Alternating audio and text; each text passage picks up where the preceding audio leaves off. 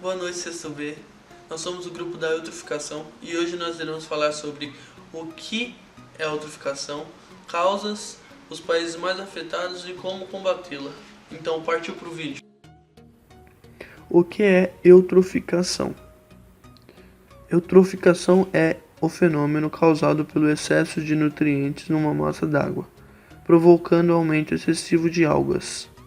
Por sua vez, estimulam o desenvolvimento dos consumidores primários e eventualmente de outros elementos da teia alimentar nesse ecossistema. Este aumento da biomassa pode levar à diminuição do oxigênio dissolvido, provocando a morte, consequentemente, decomposição de alguns organismos, diminuindo a quantidade da água e eventualmente causando alteração profunda do ecossistema. Causas da eutroficação. As principais fontes de eutroficação são as atividades humanas industriais, domésticas e agrícolas, como por exemplo, os fertilizantes usados nas plantações podem escoar superficialmente, dissolver-se e infiltrar-se nas águas subterrâneas, onde serão dissolvidos. O aumento rápido de algas relacionado com o acúmulo de nutrientes derivados do azoto, do fósforo, do enxofre e também do potássio, cálcio e magnésio. Dá-se o nome de florescimento ou bloom, dando a coloração azul esverdeada, vermelha ou acastanhada à água, conforme as espécies de águas favorecidas pela situação. Problemas com a eutroficação pelo Brasil. No Brasil, São Paulo, Paraná, Rio de Janeiro, Minas Gerais, Bahia, Distrito Federal e Pernambuco sofrem com as cianotoxinas na água. 62 mortes em Pernambuco confirmadas com cianotoxinas na água utilizada para hemodiálise. Reportagem a seguir sobre a represa Billings. Aqui em São Paulo, a maior represa completa hoje 90 anos. Construída inicialmente para gerar energia elétrica, ao longo dos anos, a Billings se transformou num reservatório de água poluída. Segundo especialistas, a única solução para salvar a represa é investir no tratamento do esgoto. Os olhos já não podem ver, mas a memória ainda alcança. A água limpinha, a gente nadava aí, tinha muito peixe, né? Traíra, tirápia. Antônio era um garoto de 10 anos quando a família dele se mudou para uma chácara perto da Billings. Conta que os filhos já não puderam nadar na represa, que ele cresceu vendo morrer. A gente via aqueles peixes boiando mortos, tudo, sabe? Dinhapurá, a região de Santo Amaro, fica a parte mais suja da Billings. Foi onde, ao longo de décadas, mais gente invadiu e construiu de forma irregular. Estima-se em 1 milhão de pessoas hoje vivendo nas margens e que juntas jogam na Billings 800 toneladas de esgoto todo dia. Ao longo de muito tempo se negligenciou planos de habitação que dessem solução para habitação na região metropolitana e fiscalização que impedisse que as pessoas fossem morar dentro da caixa d'água da cidade. Além da capital, a Billings margeia outras 5 cidades da região do ABC. A maior represa de São Paulo tem 120 quilômetros quadrados de espelho d'água, o equivalente a quase 3 vezes o tamanho da Guarapiranga. O nome foi uma homenagem ao engenheiro Asa White Billings, responsável pelo projeto. Como o objetivo era gerar energia elétrica e para aumentar a vazão, nos anos de 1940, o governo decidiu bombear água do rio Tietê e do Pinheiros. No começo era água limpa, mas com o crescimento da cidade e a falta de coleta e tratamento de esgoto vieram as consequências. A poluição aumentou tanto que a Sabesp construiu uma barragem para separar o braço do rio da parte mais suja. A condição da Billings melhorou um pouco a partir dos anos de 1990, quando a Constituição Paulista proibiu que a água poluída do Rio Pinheiros continuasse a ser bombeada para a represa. Mas uma exceção à lei permite que até hoje esse despejo ainda ocorra em época de chuva, para evitar enchentes na capital. E não é pouca coisa. O especialista em planejamento ambiental estima que de cada 2 litros de água da represa, 1 é de esgoto do Pinheiros. Ele defende que o único caminho para salvar a Billings é investir para tratar o esgoto. Quando a Sabesp fala de investimentos, ela fala de investimentos de 1, 2 bilhões nos próximos 5, 10 anos, sendo que ela chegou a ter lucros de 1 bilhão e 800 milhões no ano só. Nós temos que mudar a qualidade radicalmente do Tietê do Pinheiros. Ela é a única escapatória para São Paulo em termos de água que nós temos na nossa região. Passando agora para as cianobactérias, essas bactérias também são chamadas de algas azuis. E um gênero que eu posso mencionar para vocês e que aparece bastante nas provas é o gênero Anabena. As cianobactérias, diferente das proclorófitas, possuem apenas um tipo de clorofila, que é a clorofila A.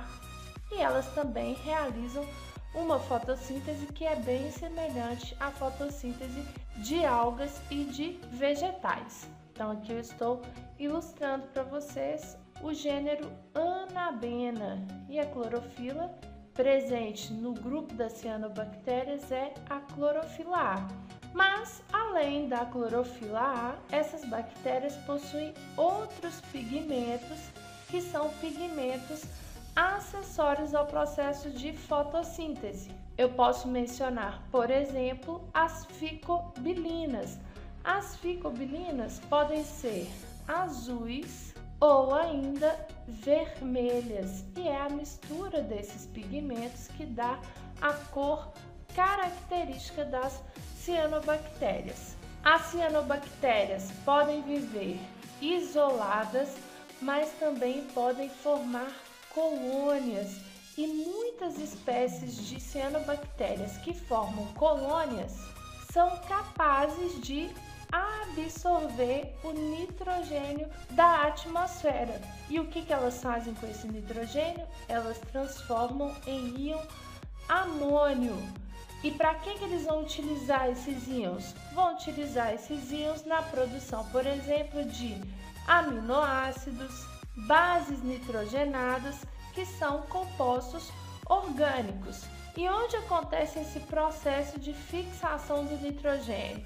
Esse processo acontece nessa célula especial que recebe o nome de heterocisto. Então, o heterocisto é uma célula especial presente nas colônias e que é capaz de fixar o nitrogênio, transformando esse nitrogênio em uma substância importante para a síntese de matéria orgânica. As cianobactérias também são consideradas bactérias pioneiras. O que isso significa?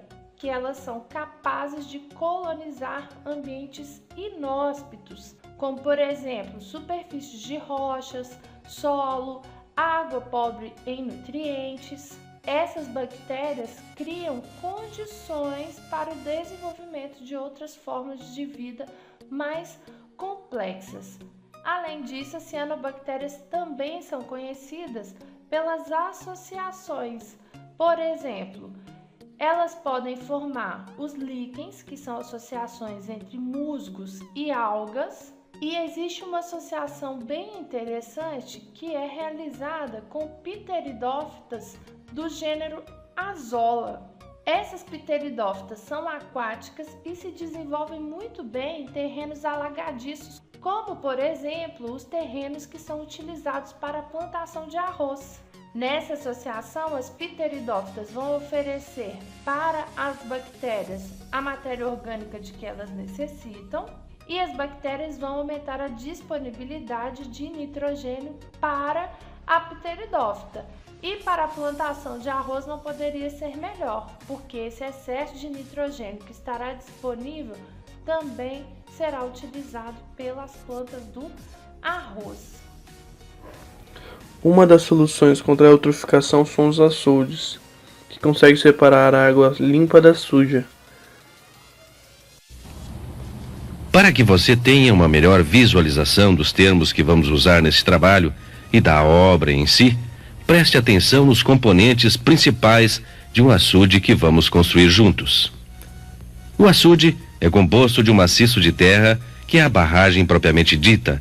Este maciço tem na parte central o núcleo, que vai da base da trincheira, escavação no solo, até a crista da barragem, sua parte mais alta. A linha no centro do núcleo é considerada o eixo da barragem. Nos lados do núcleo existem os taludes que dão a sustentação para a barragem. O talude do lado da água se chama de montante e o seu comprimento é 3 vezes a altura da barragem.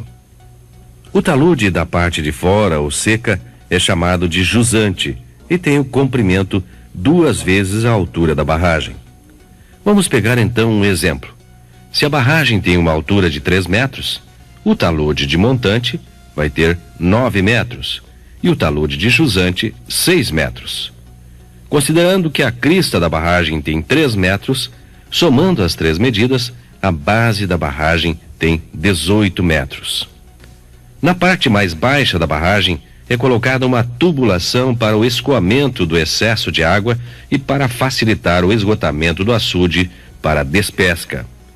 Para controlar a saída da água, o sistema mais usado é a caixa de nível, também conhecida como monge. Muito bem, pessoal, é isso. Obrigado a todos. Deixe seu like. Até a próxima.